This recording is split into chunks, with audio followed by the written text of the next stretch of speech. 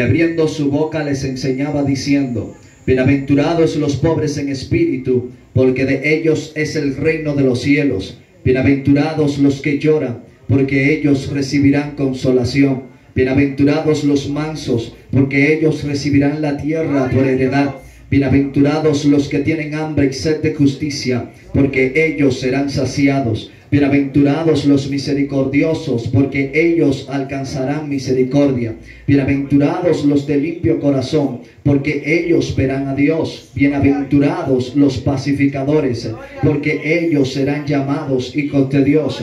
Bienaventurados los que padecen persecución por causa de la justicia, porque de ellos es el reino de los cielos. Bienaventurados sois cuando por mi causa os vituperen y os persigan y digan toda clase de mal contra vosotros mintiendo. Gozaos y alegraos, porque vuestro galardón es grande en los cielos, porque así persiguieron a los profetas que fueron antes de vosotros. Verso 13. Vosotros sois la sal de la tierra, pero si la sal se desvaneciere, ¿con qué será salada? No sirve más para nada, sino para ser echada fuera y hollada por los hombres. Amén y amén. Levante su mano ahí y ayúdeme a dar gracias al Espíritu de Dios por esa palabra. Espíritu Santo, Dios mío, te doy la gracia por tu palabra, porque tu palabra es bendita, Dios amado, porque tu palabra es eficaz, Espíritu Santo de Dios. Padre, yo te pido que solamente tu palabra sea predicada en esta noche, Dios mío. Padre, te pido que tu palabra ministre, Dios mío. Padre, que tu palabra quebrante los corazones, que Espíritu de Dios, a uso de mi boca, Espíritu Santo, Dios mío, para ministrar a tu pueblo, Dios amado, a uso de mi boca, Espíritu Santo, Dios, para levantar al que esté caído. Haz, Dios mío, que yo sea un instrumento de justicia esta noche. Padre, me pongo en tus manos mi mente, Dios mío, mi lengua, mi boca. Está en tus manos, Espíritu de Dios, para ministrar. Está en tus manos para hablar tu palabra, Espíritu de Dios. En el nombre de Jesús de Nazaret.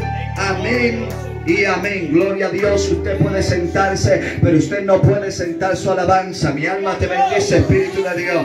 Hermano, quiero ministrar, quiero predicarle en esta noche bajo el tema un verdadero discípulo. ¿Cuál es el tema de esta noche? Un verdadero discípulo. Un verdadero discípulo es el tema que yo quiero utilizar, mi santo que hermano. Esta palabra que nosotros acabamos de leer, yo le aseguro que antes de yo predicársela, yo me la prediqué a mí. Y antes de yo decirle que usted tiene que ser convencido por ella, esa palabra me convenció a mí. Yo estoy cautivado, hermano. Mire, yo estoy asombrado con las palabras de Jesús. Mire, hermano, nunca en la historia bíblica, nunca en la historia de la humanidad se ha predicado un sermón como el sermón del monte. Nunca durante la tierra se ha predicado una palabra como la que Jesús predicó en aquel sermón. La Biblia enseña que él empieza en el capítulo 5 y en Mateo capítulo 7 todavía Jesús está hablando, y en el verso 24 cuando él termina dice la palabra que la gente se admiraba de Jesús porque les hablaba como quien tiene autoridad y no como los escribas y los fariseos.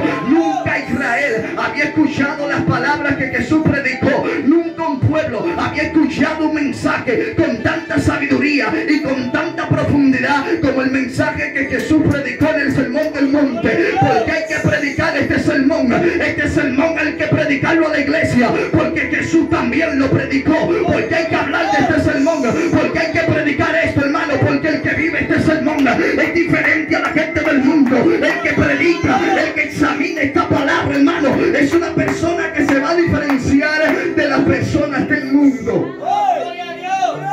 No es cualquier sermón, no es cualquier palabra. Jesús subía al monte, así como Jehová descendió en el monte Sinaí, y desde el monte hablaba, y mientras Jehová hablaba, dice que el monte se estremecía. Así que Jesús desde ese monte, él hablaba la palabra, no la palabra de un humano, no la palabra del predicador, sino la palabra del Dios Todopoderoso. Es por eso que hay que escuchar este mensaje, es por eso que hay que escuchar ese sermón. Porque no fue cualquiera que lo predicó. Ande, Espíritu de Dios. No fue un humano que lo predicó. No fue voz de hombre que salió aquel día. Fue la voz de Dios encarnado en la tierra. Ese sermón, hermano, fue un sermón que le voló la cabeza a los fariseos. Fue un sermón que le voló la cabeza a los saduceos. Nunca en la historia, ni Charles Spurgeon, ni Juan Carlos Harrigan, de ningún otro predicador, ni aún Noé, que fue pregonero de justicia, ni aún Isaías, ni aún los profetas predicaron tal sermón como Jesús predicó ese día. Hermano, ese sermón, ¿por qué le estoy hablando del sermón? Porque que el sermón contiene unas palabras que si usted tiene la mente humana, usted no la va a entender. Si mire, hermano, este sermón es sumamente espiritual. El que vive esto se va a diferenciar de la gente de afuera. Ay, Dios mío, el que vive esto va a ser un cristiano diferente, va a ser un cristiano auténtico. Por eso quiero hablarte de un verdadero discípulo. Lo primero que usted tiene que entender, por favor, permítame predicar. Lo primero que usted tiene que entender es el contexto, bendito sea el Señor, donde fue predicado este sermón. Los fariseos y los saduceos y los escribas y el pueblo tenían una mentalidad de Jesús, pero cuando a Jesús le tomó la oportunidad de predicarle, porque dice que viendo la multitud subió al monte y viniendo a él sus discípulos les enseñaba. Este lugar estaba lleno, estaba repleto de gente. Era la oportunidad para Jesús predicar bendición, era la oportunidad para Jesús predicar, bendito sea el Señor, prosperidad. Pero Jesús no lo hizo, bendito sea el Cordero. Era la oportunidad perfecta para Jesús refutar a los fariseos y lo que decían que él no guardaba la ley del Padre. Era la oportunidad perfecta. Ay, Dios mío, Padre, era la oportunidad para Jesús convencer a las masas y hacer que multitudes lo siguieran. Pero Jesús no predicó lo que la gente predicó. Jesús empezó a predicar el reino celestial. Jesús empezó a predicar el reino de los cielos. Las dos primeras bienaventuranzas prometen el reino de los cielos a sus hijos. Las dos primeras bienaventuranzas que hablan del reino de los cielos, porque el Maestro, el Dios Todopoderoso, la sabiduría encarnada, empezó a hablar del reino. Te voy a explicar por qué. Porque los judíos pensaban que el reino era un lugar físico, que el reino era un lugar tangible al cual se podía llegar o entrar. Bendito sea el Señor.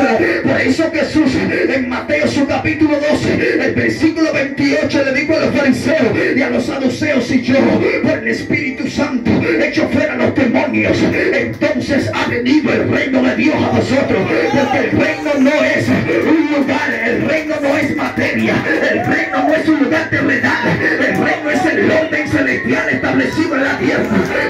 En Lucas capítulo 17, su verso 20, la Biblia enseña que los fariseos vinieron donde Jesús y le preguntaron: dinos, ¿cuándo va a venir el reino? Y Jesús les respondió: no piensen que el reino va a venir con advertencia. Ay, Dios mío, porque de cierto digo que no será ni van a decir helo aquí o helo allá, porque de cierto digo que el reino de Dios está en medio de vosotros. Donde estaba Jesús estaba el reino, donde estaba Jesús estaba el orden celestial. Ay, Dios, pero alguien tiene que entender que el reino no es materia, que el reino no es un lugar. Romanos 14, el reino de Dios no es comida ni bebida, sino justicia y paz en el Espíritu Santo. Y yo vengo a decirte que Jesús le dijo a los pobres de espíritu: bienaventurado, porque de vosotros es el reino. Gloria a Dios. Gloria a Dios. El reino no es cualquier cosa, y la gente que va a operar en este reino no es cualquiera. No todo el mundo está en el reino, solamente los pobres de espíritu están en el reino. Y la gente dice que es un pobre de espíritu. Un pobre de espíritu es muy diferente a la gente del mundo, porque la gente del mundo es una gente que dice: varón, usted puede, usted tiene que creer en usted mismo, usted tiene lo necesario, usted tiene la capacidad. Eso no es el pobre de espíritu. Ser pobre de espíritu es Moisés en Éxodo capítulo 3, su versículo 11, que cuando Dios le dijo: ven, saca al pueblo, ¿sabe qué le respondió Moisés? Moisés le dijo: ¿y quién soy yo para ir a la presencia de Faraón y sacar de Egipto a este pueblo? Moisés era un pobre de espíritu. Moisés era alguien que sabía que no tenía lo necesario ni lo suficiente para libertar al pueblo. Pero ¿sabe qué le respondió Dios a Moisés?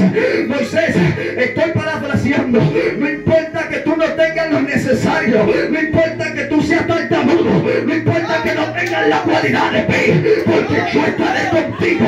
Dios necesita gente que sea pobre de espíritu. Por eso Dios buscó a Gedeón, y cuando Dios busca a Gedeón, Dios le dice: Gedeón, ve con esta tu fuerza y liberta al pueblo de las manos de los madianitas. Y cuando, bendito sea el Señor, cuando Gedeón escucha esto que Dios le dice, Gedeón le dice: ah, Señor mío, pero ¿con qué voy yo a libertar a este pueblo? Si aquí que mi familia es pobre en la casa de Manasés y yo soy el más pequeño entre la casa de mi padre. Vengo a decirte que Dios no está buscando gente autosuficiente. Dios está buscando gente que sea pobre en espíritu. Y cuando Dios escucha esto, Dios le dice a Gedeón, Dios mío, Padre, ven porque ciertamente yo estaré contigo y lo vas a derribar como a un solo hombre.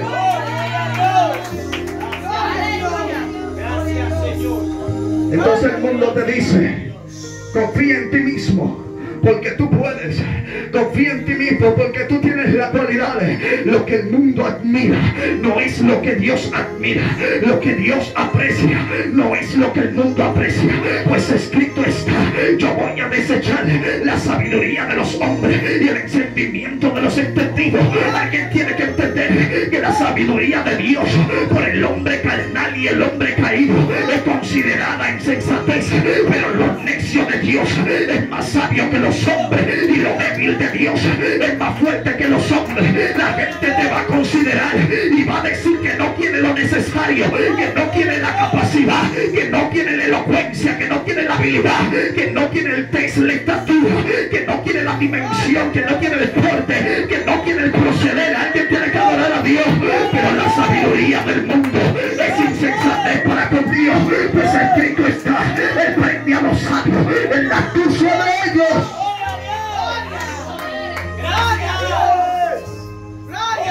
Él premia a los sabios en la astucia de ellos. Y usted ve que la iglesia, algunas iglesias están como la gente del mundo, que admiran lo que el mundo admira. Dios admira a los pobres de espíritu. El mundo admira a la gente autosuficiente, la gente confiada, la gente con capacidad. Eso es lo que el mundo aplaude, eso es lo que el mundo admira.